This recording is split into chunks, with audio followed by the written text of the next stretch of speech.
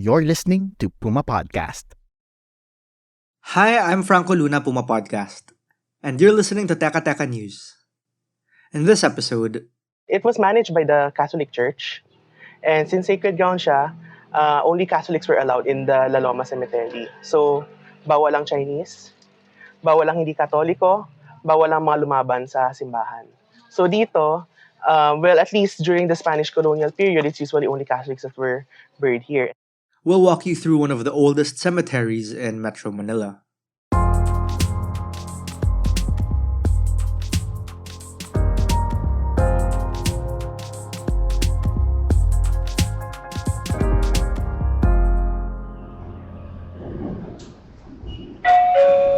Arriving at Recto Terminal Station. Paparating na sa Recto Terminal Station. Recto Station, last station po, mga kababata ng Recto Station, last station po. Sinong una, first time dito sa Laloka? All of them. All of them. Understandable because based on my experience, if we talk about La Loma, hindi masyado siyang kilala compared to its neighbors, the Manila Chinese Cemetery and the Manila North Cemetery. So La Loma Cemetery is actually one of the three triumvirate cemeteries in Santa Cruz, Manila. So that's La Loma Cemetery, Manila Chinese, and Manila North. So that is the necropolis in the middle of Metro Manila. You just heard heritage advocate Stephen Pamorada, who co-owns the Escolta-based concept store The Heritage Collective.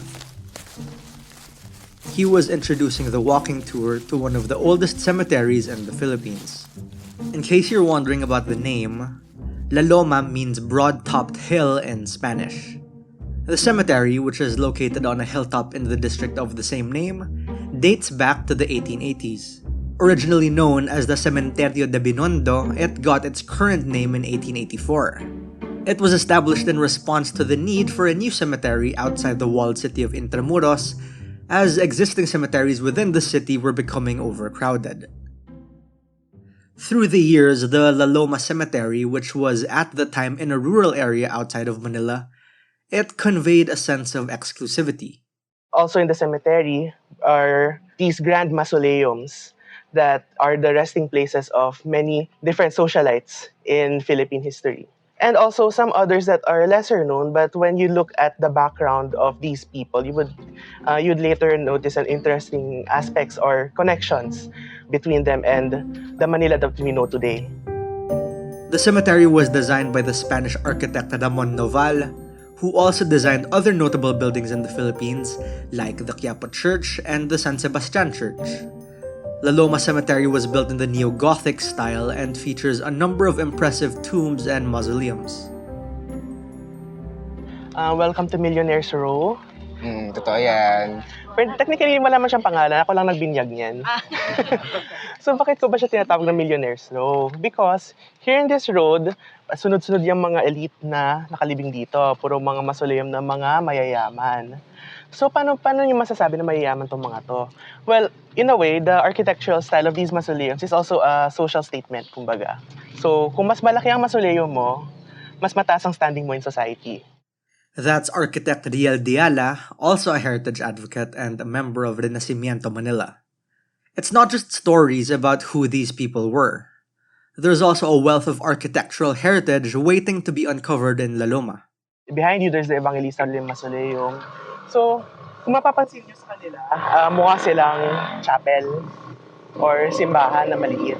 That's also very characteristic of mausoleums here in La Loma. So, for example, yung Evangelista Mausoleum na pasok namin, and it's very interesting kasi interior niya, it's very church-like. So, I mean, mausoleum talaga siya. Pero, if you go inside, yung layout niya, meron siyang pews, meron siyang altar, meron siyang crucifix, and yung crucifix na yon may tabernakulo pa. Wow.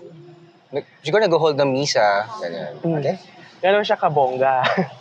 And the church-like aspect of, the church-like design.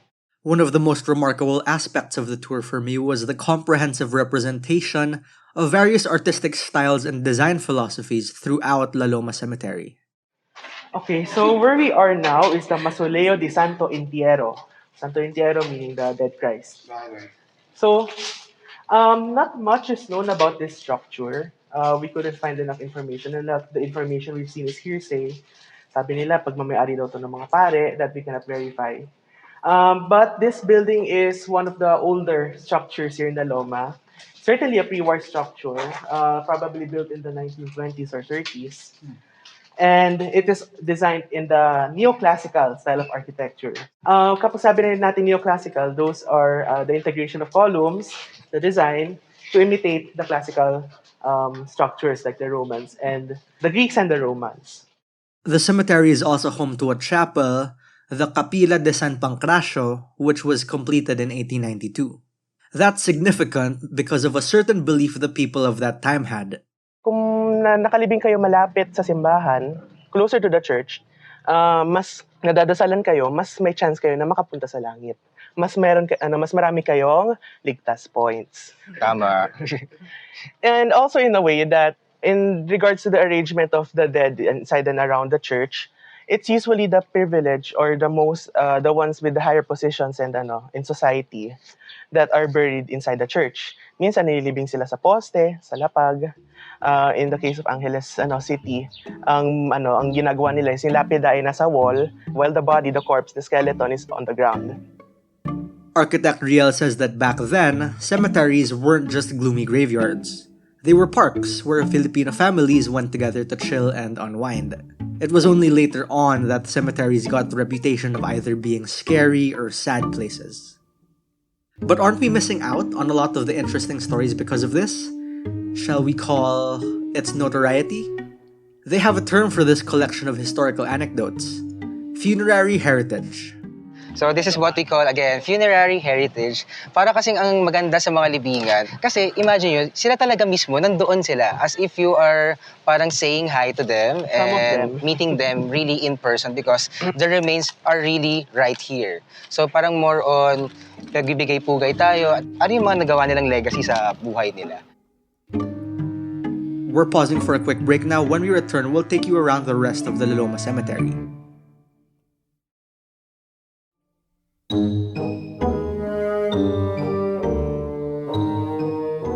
The yellow building behind me is the chapel, the cemetery chapel of La Loma. Some people tend to refer to it as the parish of the St. Pancratius Chapel. Kung tutusin mali yun kasi it's just a cemetery chapel. And when we talk about cemetery chapels where the dead would hold their last rites before they are buried, they aren't necessarily dedicated to a saint. So, this church behind me, this was built in 1884 as prescribed on above the portal. 1884, Beati Mortui, something in Domino Moriuntur. Blessed are those who die in the Lord. Again, that's architect and heritage advocate Riel Diala. The cemetery doesn't just house a lot of historical names. It's also a site of a lot of important events in our nation's history. So, there were two major battles that happened here in La Loma. The first was the Battle of La Loma. That happened during the Philippine-American War between General Arthur MacArthur Jr. and General Antonio Luna. And the major who was under General Antonio Luna by the time was Major Jose Torres Bugalyon. It's also witnessed the darkest moments of our history. In fact, that when Bugalyon died in the Battle of La Loma, inayakan pa ni Antonio Luna yung bangkay ni Jose Torres Bugalyon. The second battle that happened here was the Battle of Manila during the Second World War, 1945. Yeah. So, ang nangyari dito sa La Loma was it was utilized by the Japanese as an execution site. So, ang gagawin nila, dadalhin nila dito yung mga mga prisoners of war nila, dito po nila i-execute, papatayin. And a lot of these, if not all of them, tinambak na lang dito sa La Loma. And until now, we are not particularly sure where their graves are. In a way, you might be carrying a piece of La Loma in your wallet. In fact, one person who was killed here, who was executed here by the Japanese, and we still don't know where her grave is Josefa Lianes Escoda, the founder of the Girl Scouts of the Philippines. Sino may mga 1,000 peso bills here? Sana all. Sana all. Joke lang. Hindi, may tatlo doon. Sino yung tatlo nandun?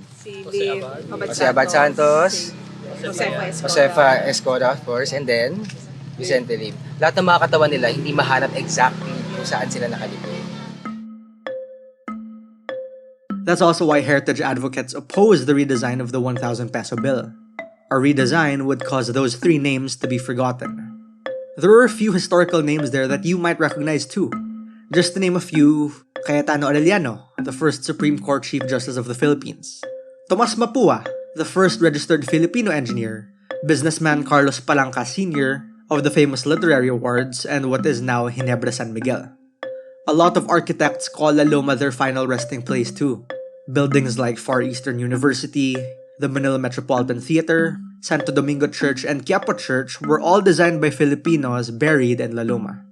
Even a few names related to national heroes, perhaps ones that deserve just as much recognition too, are also buried here. Sino ba si Andres Luna de San Pedro? Alam niyo ba kung ano yung mga gusaling dinisenyo niya throughout history? Like, have you guys been to Escolta? Okay. Okay, Regina Building, First United Building, which is the Perez sa Manilo Building. And kung halimbawa, si Juan Luna, meron siyang spolarium. Ang spolarium na version ni Andres Luna de San Pedro ay yung Crystal Arcade. Na located din dati sa Escolta, na yun yung first air-conditioned building in the Philippines, a precursor to what we now know as shopping malls. Andres Luna de San Pedro is a master of the Art Deco style of architecture. So when he designed the First United Building, nang tinayo ang First United Building in 1928, it was hailed as the best office building in Manila. So that's how special his design for the First United Building was. He also expanded the Regina Building, which used to be this small concrete structure designed by Felix Rojas y Arroyo. What Andres Luna de San Pedro did was that he expanded the structure towards Pasig River and the Estero de la Reina. This is all to say that La Loma Cemetery is a valuable historical and heritage site that is worth visiting. On our walking tour, we stopped at one tombstone. And it was an incredibly personal stop for architect Riel, one of our tour guides. Yung may picture dyan, yan yung may salamin na kapinto, that's my kuya kasi. He died in 2011, and his manner of death was quite brutal. Binalita pa yun sa news in 2011. So, ang nangyari sa kanya, nakatayo siya sa gitna ng LRT. If you're familiar with San Isidro Parish, along Tatabing in Pasay, yes. My brother was standing in the middle of the center island. Tatawid sana siya. Biglang, meron isang tanker ng gas. Yung nagdadala ng gasol. Gusto niyang i-take over yung bus na nasa harapan niya. Hindi niya alam na meron pa isa pang bus sa harap. Ano nangyari? Tinake over niya yung bus na yon. Sumama siya dun sa isa pang bus. Dumiretso siya dun sa pillar kung saan nakatayo yung kuya ko. Ngayon, birthday niya ngayon. 1990 siya pinanganak. 33. He would be 33 years old today. At the end of the day, ang mga sementeryo hindi lang naman pisikal na obituaryo. They're not just rows and rows of dead people. Each one has its own history and a story worth telling, especially in heritage cemeteries like La Loma. Take the Manila North Cemetery for instance, kung saan may section for aborted babies at mga maliliit na bata na namatay nang hindi pa baptized. The problem is many of these colonial-era cemeteries have fallen into disrepair. Take the main chapel, for example. It did survive the Second World War, and later on, it was also the temporary building of the parish of St. Pancratius. However, later on, in the 1960s, the parish was able to construct a newer structure nearer Avenida Rizal because it was more accessible. So, dun sila ngayon. And for the longest time, this chapel was abandoned. Though it was periodically opened, binubuksan siya November 1 and November 2. So, pwede nyo pasukin usually during those dates. Pero for the rest of the year, mostly it's closed. Even the mausoleums are clearly in dire neglect or are, pardon the pun, gravely endangered, partly due to natural disasters, partly due to vandalism, and partly due to misinformation. Water moisture goes inside the stone and it leaves the stone. Kapag tinapalan niyo po yan ng semento or ng konkreto, that moisture gets trapped in the stone. That's why what happens is that kung tinapalan niyo ng semento, mukha siya okay on the outside, pero the inside, kinakain na pala ang bato. Kaya nasa-disintegrate yon at talagang eventually nasisira siya. Beyond their dilapidated physical state, Hardly any of the tombstones had any flowers for the dead when we visited in mid-October, a couple weeks before Undas. Caretakers said they don't get many visitors, even from the families of the dead. And maybe the bigger story in the Loma is not just the ways we remember or forget the dead. The cemetery also reflects values and norms we hold as people. And no, I'm not just talking about religious beliefs, but also how we view art and beauty, class and social status, family and kinship, among other things. Here's Architect Riel to close our audio tour. Yung mga dinaanan natin kanina, people with illustrious names, people na may these socialites with these grandiose mausoleums. But then again, what about those na hindi natin nadadaanan? What about those na hindi natin pinapansin? What about those that we don't tend to refer to as heritage? Ako, it goes to show then that everyone, each and everyone, from the people with the tallest and most grandiose mausoleums, to the people who are to the people of low stature in society na nakalibing sa mga kolumbaryo, everyone here in La Loma has a story. Regardless whether historical figure ka or everyday person or mahirap ka, lahat tayo may storya dito. Lahat ng patay dito may storya. And regardless of social stature or titles or whatever standing society it is, everyone here in the Loma deserves respect. And that was today's episode of Teka Teka News. Again, I'm Franco Luna.